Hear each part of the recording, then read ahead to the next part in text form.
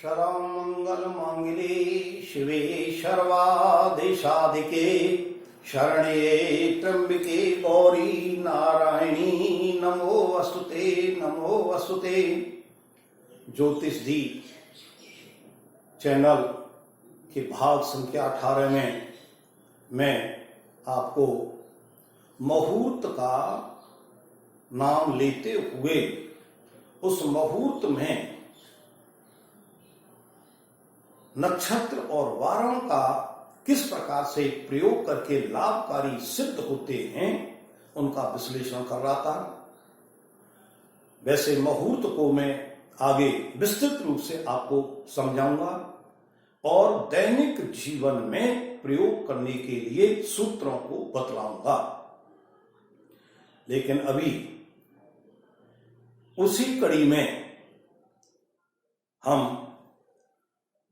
अगला नक्षत्र जो मृदु संज्ञक नक्षत्र है, और यदि ये मृदु संज्ञक नक्षत्र हमारे शुक्रवार को आता है, अर्थात शुक्रवार के दिन मृगशिरा नक्षत्र, रेवती, चित्रा, अनुराधा अर्थात मृगशिरा, रेवती, चित्रा, अनुराधा, यदि ये नक्षत्र हमारे शुक्रवार के दिन आते हैं तो हम इनको मृदु संज्ञक नक्षत्र के नाम से पुकारते हैं।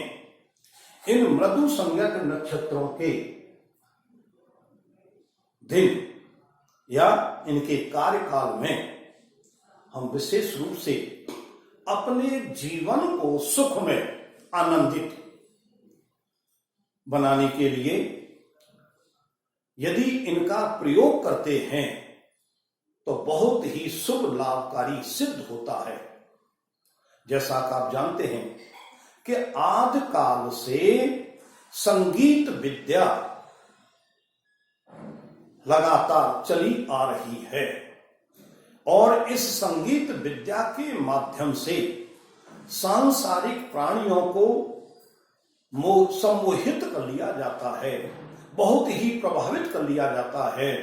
और कितने ऐसे इस संगीत विद्या में रुचि रखने वाले हैं जो सीखने का प्रयास करते हैं और सीख कर अपने जीवन काल में अद्भुत आनंद की प्राप्ति करते हैं। यदि मृदु संज्ञक नक्षत्र शुक्रवार के दिन कोई भी सांसारिक प्राणी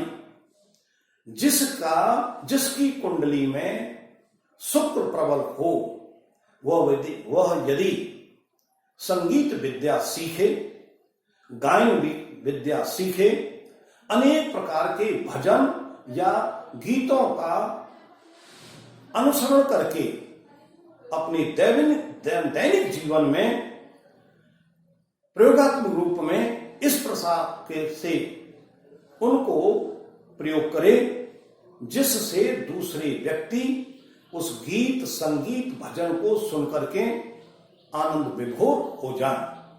वह उस मानव की एक कला कहलाती है। इस मृदु संज्ञक नक्षत्र में नए वस्त्रों का निर्माण कराना और नए वस्त्रों को धारण करना, इसी प्रकार से नए आभूषण बनवाना और नए आभूषणों को पहन करके इस संसार जगत में अपने सौंदर्य का प्रदर्शन करना तथा सौंदर्य के साथ में अपनी संपन्नता को दिखाने का भी प्रयास किया जाता है, जो विशेष रूप से अद्भुत लाभकारी सिद्ध होता है। यदि मृदु संज्ञक नक्षत्र शुक्रवार के दिन हैं और आप नए वस्त्र और नए अलंकारों को धारण करके इस भौतिक जगत में व्यक्ति को प्रभावित कर रहे हैं तो ये निश्चित बात है कि उनके अंदर आपके पहने हुए वस्त्र अथवा आभूषणों से किसी भी प्रकार की ईर्ष्या या द्वेष भाव पैदा नहीं होगा। वह उससे देख करके, उनको देख करके बहुत ही प्रभावित होंगे और प्रभाव के साथ में आपके गुणों का गुणगान करेंगे, जो आपके लिए विशेष रूप से लाभकारी सिद्ध होगा। वैसे आप जानते हैं संसार सागर है, इसमें त्रसित व्यक्ति ज्यादा हैं। दूसरों की सुखमय जीवन को देख करके, दूसरों की सुंदरता को देख करके और अनेक प्रकार के उनके सुख साधनों को देख करके ईर्षा द्वेष भाव करते हैं और उनके पीछे अनेक प्रकार की बुराइयां करते हैं, जिनको सुनकर के जातक बहुत ही पीड़ित होता है। लेकिन इस मृदु संज्ञक नक्षत्र में इस प्रकार का रूप देखने को नहीं मिलता है, इसलिए यह बहुत ही शुभ लाभकारी है। इसके बाद में तीक्ष्ण संज्ञक नक्षत्र, तीक्ष्ण तीखे, जो दूसरों के लिए बहुत ही तीखे हैं, कष्टदायक हैं, पीड़ादायक हैं। तीखे नक्षत्र तीक्ष्ण संज्ञक नक्षत्र कहलाते हैं। यदि ये तीक्ष्ण संज्ञक नक्षत्र शनिवार के दिन आते हैं तो इनके कार्यकाल में कोई भी सांसारिक कार्य किया जाता है तो वह बहुत ही प्रभावशाली होता है। एक तीक्ष्ण नक्षत्र संज्ञक नक्षत्रों में मूल नक्षत्र, ज्येष्ठा नक्षत्र, आद्रा नक्षत्र, अश्लेषा। मूल, ज्येष्ठा, आद्रा, अश्लेषा नक्षत्र आते हैं, जिन्हें हम गडांत नक्षत्र भी कहते हैं। इन गडांत नक्षत्रों में जो भी जातक जन्म लेता है वह भी अपने जीवन काल में यदि उनका विधिवत रूप से उपचार या परिहार नहीं किया जाता है तो बहुत ही कष्ट पाते रहते हैं, स्वयं को कष्ट प्राप्त करते हैं और दूसरों को भी, दूसरों से तात्पर्य अपने परिजनों को भी कष्ट देते रहते हैं। ऐसे तीक्ष्ण संज्ञक नक्षत्र काल में यदि किसी प्रकार का तांत्रिक कार्य, जैसा कि मैं अभी पूर्व में भी आपको अभिव्यक्त कर चुका हूं, तांत्रिक कार्यों में मारण, मोहन, वशीकरण, उच्चाटन, ये सब कार्य आते हैं। यदि ये कार्य किए जाते हैं तो विशेष रूप से व्यक्ति विशेष को मन संतोष प्रदान करते हैं, लेकिन व्यक्ति भावुकता में या जोशपूर्ण उग्रता में ऐसे कार्यों को तो कर देता है, लेकिन इन कार्यों को करने से मनुष्य को अनेक प्रकार के पापों का फल भोगना पड़ता है और अपने जीवन काल में ऐसे पाप कर्म करके वो अनेकों प्रकार से प्रायश्चित करता है, लेकिन फिर भी उसको उन कर्मों के करने का फल तो निश्चित भोगना ही पड़ता है, पर उनसे छुटकारा नहीं प्राप्त होता।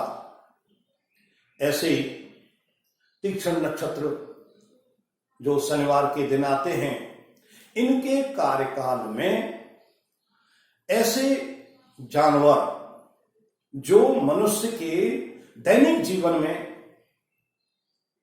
उपयोग रूप में काम आते हैं, जैसे बैल, घोड़ा, ऊंट, हाथी, अनेक प्रकार के आप देखते हैं कि मनुष्य ने इन जानवरों को वशीकरण करके, अपने वश में करके अपने दैनिक कार्यों में उपयोग में लेते हैं। विशालकाय शरीर वाला हाथी उसके मालिक या स्वामी के द्वारा अंकुश मात्र से जिस ओर संकेत करता उस ओर ही चलता है।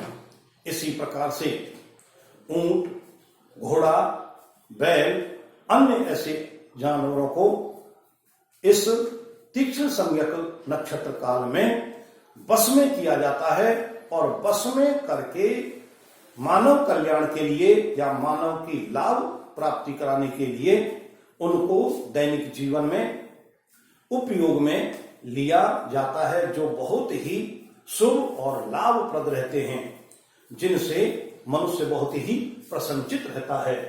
इसके बाद में अधोमुखी नक्षत्र। अधोमुखी नक्षत्र में मूल, अश्लेषा, विशाखा, कृतिका तीनों पूर्वा और भरणी तथा मघा नक्षत्र हैं। अधोमुख से तात्पर्य है जिनका मुख नीचे की ओर है, वो अधोमुखी कहलाते हैं। यदि अधोमुखी नक्षत्र के कार्यकाल में हम कुआं खोदते हैं, किसी भी खान का खनन करते हैं अथवा किसी बोरिंग को खोदने के लिए, बोरिंग लगाने के लिए हम शुभ मुहूर्त करते हैं, तो वो विशेष रूप से लाभकारी सिद्ध होता है।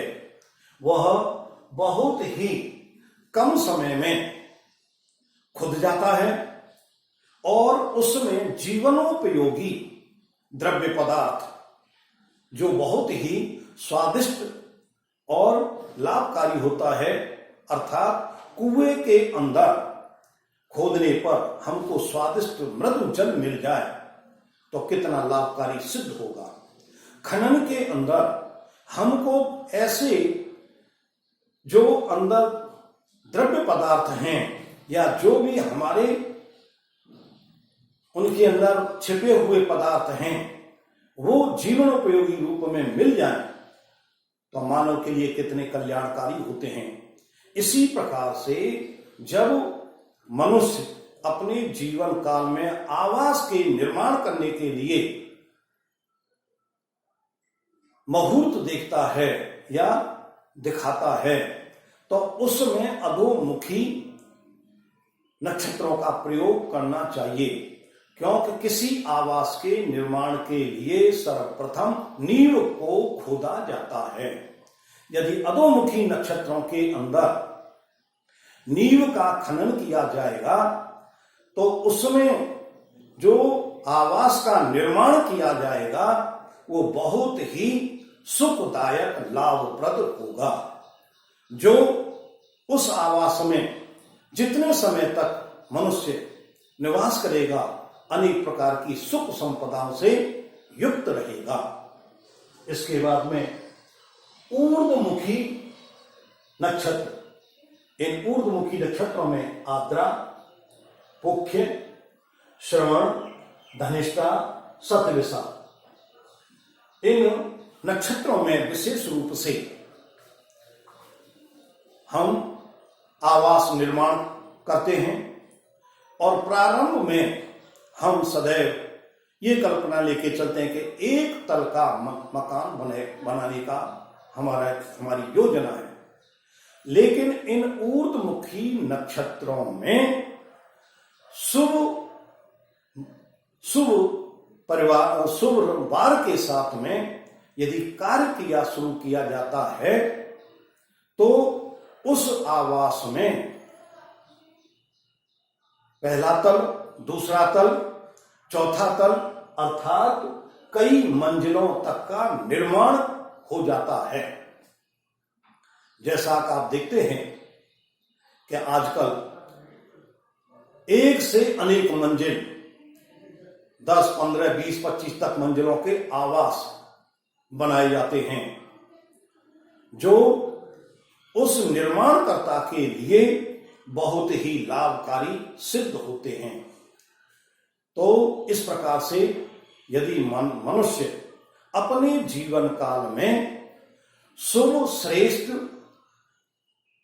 वार के दिन अधोमुखी अथवा ऊर्ध्वमुखी नक्षत्रों में भवन अथवा आवास का निर्माण करेगा तो उसके लिए विशेष रूप से ये लाभकारी सिद्ध होंगे। और वर्तमान युग में जो इन नक्षत्रों का सदुपयोग करते हुए कई मंजिलों की इमारत, अर्थात कितने ऐसे व्यक्ति हैं जिनके मन में 1 या 2 मंजिल बनाने की कल्पना थी, लेकिन जब उनको मैंने मुहूर्त में ऊर्ध्वमुखी नक्षत्रों के साथ में अन्य मुहूर्त के शुभ योगों के साथ में कार्य निर्माण करने का संकेत किया, सलाह दी, और उस सलाह को मान करके उन्होंने अपने कार्यों को पूरा किया, तो वो आज भी अपने मन में बड़े बड़े बहुत ही प्रसन्नचित होते हैं, गदगद होते हैं और बार बार गुणगान करते हैं। तो ये मुहूर्त का में काम आने वाले विशेष रूप से नक्षत्र हैं। इसके बाद में नक्षत्र है अंधादि। अंधादि से शाब्दिक अर्थ है जो नक्षत्र अंधे हैं, जिनमें न देखने की शक्ति अलग अलग प्रकार से है, वो अंध आदि नक्षत्र कहलाते हैं। इन अंध आदि नक्षत्रों में हमारे ज्योतिष के विद्वानों और मनुष्यों ने 4 प्रकार का विभाजन किया है, जिनमें से पहला है अंधलोचन। अंधलोचन जो नक्षत्र होते हैं उनमें रोहिणी, मुख्य नक्षत्र, उत्तर फाल्गुना, विशाखा और धनिष्ठा तथा रेवती नक्षत्र हैं। इनको अंधलोचन नक्षत्र कहा जाता है, जिनका दैनिक जीवन में अनेक प्रकार से प्रयोग किया जाता है। इसके बाद में दूसरे हैं मंदलोचन। मंद से तात्पर्य है धीमी गति से देखना। ऐसे नक्षत्रों में हमारे मृगशिरा, अश्लेषा, हस्त, अनुराधा और उत्तरसारा तथा सदविशा नक्षत्र हैं, जिनके द्वारा कई प्रकार के हमारे कार्य किए जाते हैं, जो जीवन काल में उपयोगी सिद्ध होते हैं। इसके बाद में तीसरे हैं हमारे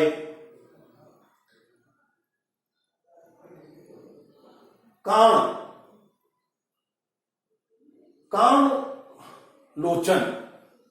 काण से तात्पर्य है जिसके अंदर कोई न कोई कमी हो।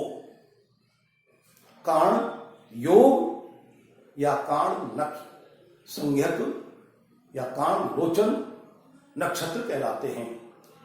इस काण शब्द से शाब्दिक अर्थ से आप समझ गए होंगे कि ईश्वर परमात्मा ने मनुष्य को 2 आंखें दी गई हैं।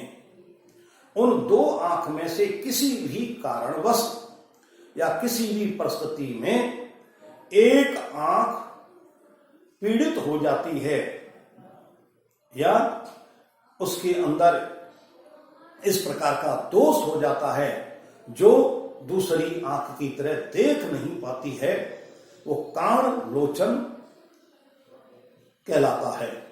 इस काण लोचन में हमारे आद्रा, मघा, चित्रा, ज्येष्ठा और अभिजित तथा उत्तर भाद्रा और रेव और भरणी नक्षत्र आते हैं। इन काण संज्ञक नक्षत्रों का जीवन में बहुत उपयोग किया जाता है, जो बहुत ही लाभकारी सिद्ध होता है, जिसका विश्लेषण मैं विस्तृत रूप से अपने मुहूर्त काल में या मुहूर्त के विषय में करूंगा। इसमें चौथा है हमारा सुलोचन, सुलोचन से तात्पर्य है, लोचन माने आंख, और जिसकी आंख सुव्यवस्थित हैं, विधिवत रूप से दैनिक कार्यों को, जीवन के दैनिक कार्यों को विधिवत रूप से संपन्न करता है, वो सुलोचन नक्षत्र कहलाते हैं। इन नक्षत्रों में पुनर्वसु, पूर्व फाल्गुना, स्वाति, मूल, श्रवण, उत्तरभाद्रा और कृतिका नक्षत्र आते हैं। इन नक्षत्रों का विशेष रूप से हम प्रश्न कुंडली में प्रयोग करते हैं।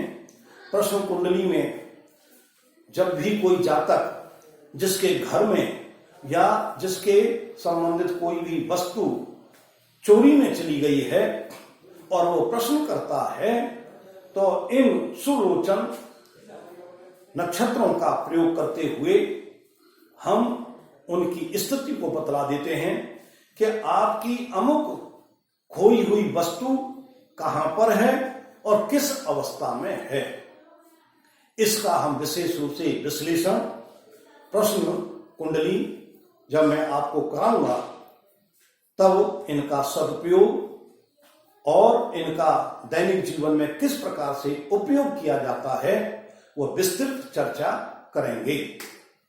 इसी भावना के साथ में आप इस ज्योतिषदीप चैनल को सब्सक्राइब करते हुए और विशेष रूप से इस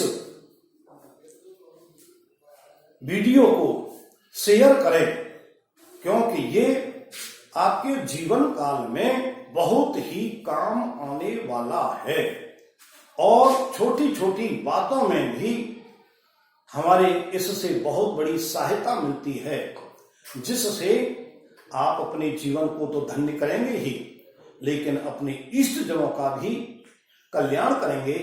इसी भावना के साथ में कल्याणम अस्तु।